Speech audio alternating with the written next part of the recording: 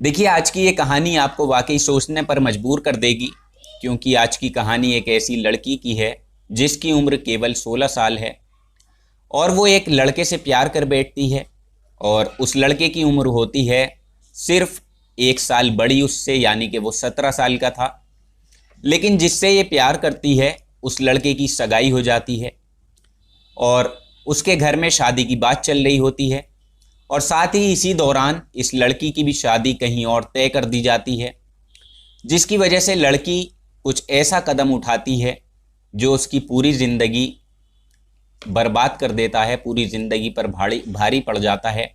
यानी लड़की अपने प्रेमी के साथ घर से भाग जाती है, जहां रास्ते पर कुछ 3 लोग उसी के प्रेमी के सामने उसके साथ ऐसी वारदात करते हैं, ऐसी गंदी हरकत करते हैं कि लड़का कुछ नहीं कर पाता, बस देखता रह जाता है।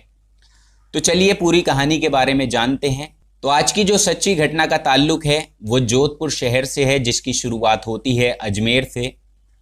तो ये वाकया है जुलाई 2023 का, जहां अजमेर की एक 16 साल की लड़की, जिसके पिता की मृत्यु हो चुकी थी, परिवार के नाम पर अब इसका केवल एक भाई है और एक भाभी थी, और जिनके साथ ये खुशी खुशी अपनी ज़िंदगी जी रही थी।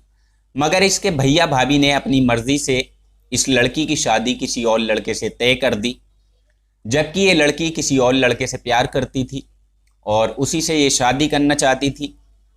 लेकिन भैया भाभी को ये कतई पसंद नहीं था। वो ज़ोर ज़बरदस्ती से उसकी शादी करवा रहे थे, जिससे तंग आकर लड़की ने फैसला किया कि वो अपने प्रेमी के साथ भाग जाएगी, नहीं तो घर वाले उसकी शादी किसी और से करा देंगे।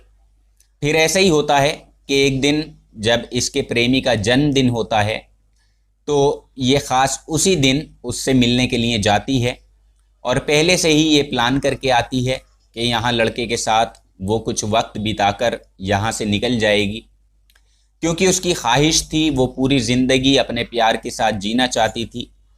हालांकि वो लड़का इससे 1 साल बड़ा था, यानी उसकी उम्र लगभग 17 साल के आसपास थी, और दोनों एक दूसरे से बहुत ज़्यादा प्यार करते थे और इनकी उम्र भी कोई ख़ास ज़्यादा नहीं थी।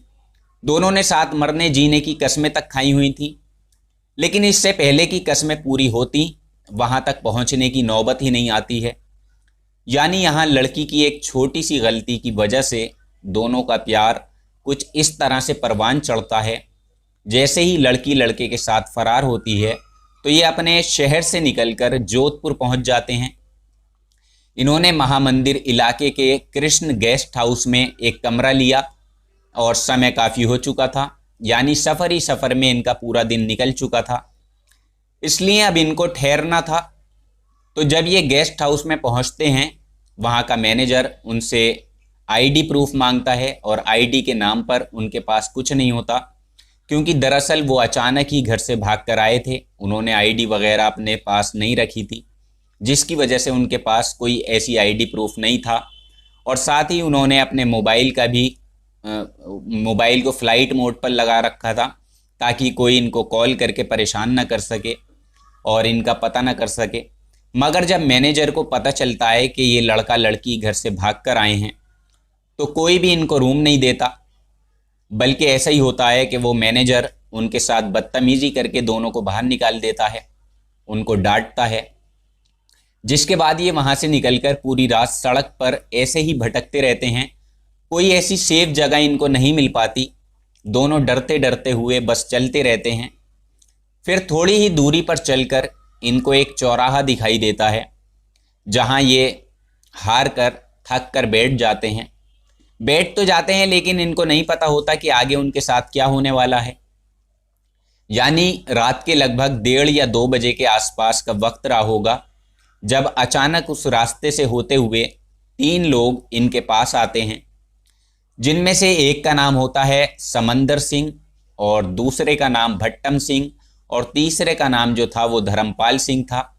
तो ये तीनों व्यक्ति उनके पास आते हैं और आधी रात में जब ये प्रेमी जोड़े को अकेला बैठा हुआ देखते हैं, तो ये तीनों ही लोग समझ जाते हैं कि ज़रूर ये लड़का लड़की घर से भागकर आए हैं या मिलने आए हैं।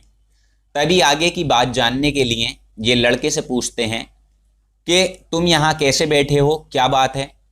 तब लड़का अपनी पूरी कहानी बताता है, जिस पर ये तीनों उन दोनों से कहते हैं कि अगर ऐसी दिक्कत है तो तुम्हें घबराने की या परेशान होने की बिल्कुल भी ज़रूरत नहीं है, तुम्हारा साथ हम देंगे। अब देखिए, दरअसल बात यूँ थी कि लड़के ने बताया उसे अहमदाबाद किसी रिश्तेदार के पास जाना है, लेकिन उसके पास जाने के लिए ना तो कोई साधन है और ना ही इतने पैसे हैं। इस पर वो कहते हैं कि तुम यहाँ से बस पकड़कर बिल्कुल मत जाना, क्योंकि अगर तुम बस से जाओगे तो तुम्हारा काफ़ी किराया लगेगा, पैसे लगेंगे और रात भी काफ़ी हो गई है, और ऐसा भी हो सकता है कि शायद पुलिस तुम दोनों को बस में देख ले और तुम्हारे साथ कुछ परेशानी हो जाए, इसलिए हम तुम्हारी मदद करेंगे।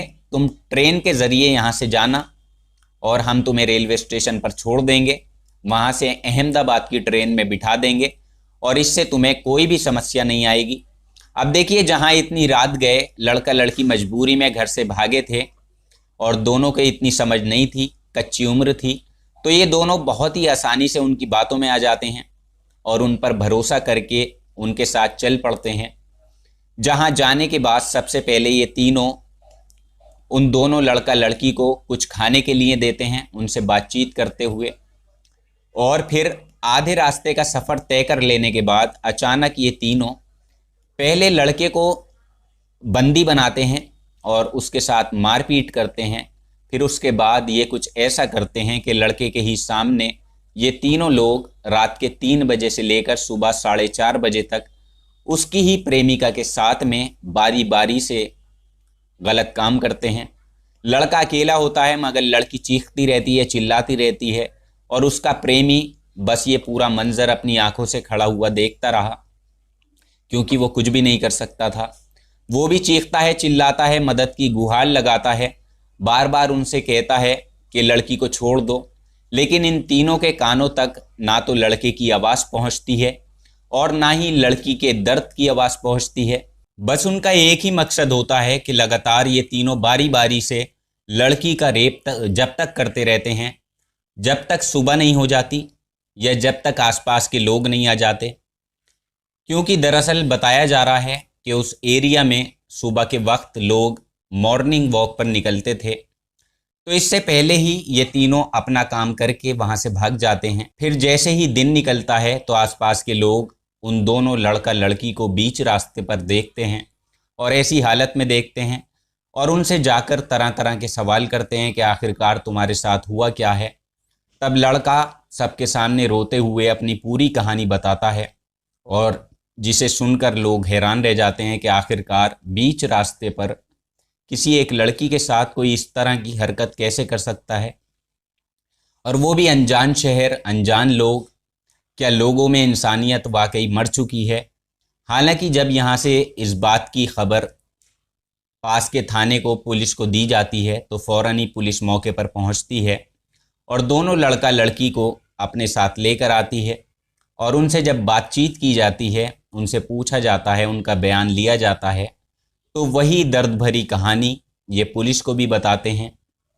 अब इसके बाद तब जाकर पुलिस मामले को गंभीरता से लेती है और लड़की का मेडिकल चेकअप कराया जाता है, और फ़ौरन ही आस पड़ोस के जितने भी सीसीटीवी कैमरे थे उन्हें खंगालने की कोशिश की जाती है, उन्हें देखा जाता है। तो सीसीटीवी कैमरे के ज़रिए उन तीनों आरोपियों की शनाख्त भी हो जाती है, मगर जैसे ही पुलिस लोकेशन के आधार पर उन तीनों आरोपियों तक पहुंचती है, तो ये वहाँ से भी एक पहाड़ी पर चढ़कर फरार हो जाते हैं, मगर फिर भी ये बच नहीं पाते, यानी पहाड़ी पर से ये तीनों ही गिर जाते हैं, जिनमें से 2 लोग के तो पैर में फ्रैक्चर हो जाता है, पैर की हड्डी टूट जाती है, और एक के हाथ में गंभीर चोट लगती है। हालांकि पुलिस ने इनको गिरफ्तार तो कर लिया था और फिलहाल इन तीनों का इलाज जो था वो हॉस्पिटल में पुलिस ने कराया, और पुलिस का कहना था कि इलाज हो जाने के बाद इनके खिलाफ कोई एक्शन लिया जाएगा और उसके बाद गंभीर धाराओं में पोस्को एक्ट के तहत तीनों व्यक्तियों के खिलाफ मुकदमा दर्ज किया जाता है, और साथ ही लड़की के बयानों को भी दर्ज करके उसे उसके घर पर सही सलामत पहुंचाने की जो जिम्मेदारी थी वो पुलिस की थी। आज की ये कहानी वाकई इंसानियत को शर्मसार करने वाली कहानी है। शायद इस कहानी ने आज आपको भी हैरान और परेशान ज़रूर किया होगा और एक सीख भी दी होगी कि ज़िंदगी में कभी भी ऐसा कदम नहीं उठाना चाहिए, अपने घर से भागकर नहीं जाना चाहिए, क्योंकि आज का जो दौर है, आज का जो वक्त है, उसमें कहीं भी कुछ भी नहीं कहा जा सकता कि सामने वाला कब आपका गलत इस्तेमाल कर ले। तो ये कहानी एक सीख देती है। हालांकि ये तीनों आरोपी अब जेल के अंदर हैं, अपने किए की सज़ा भुगत रहे हैं। तो ये थी आज की कहानी। और इस चैनल पर अगर आप नए हों तो चैनल को सब्सक्राइब ज़रूर करें। आज के एपिसोड में फ़िलहाल इतना ही। कल आपसे फिर मुलाकात होगी किसी नई सच्ची घटना में। तब तक आप अपना ख्याल रखें, अपनों का ख्याल रखें। जय हिंद, वंदे मातरम।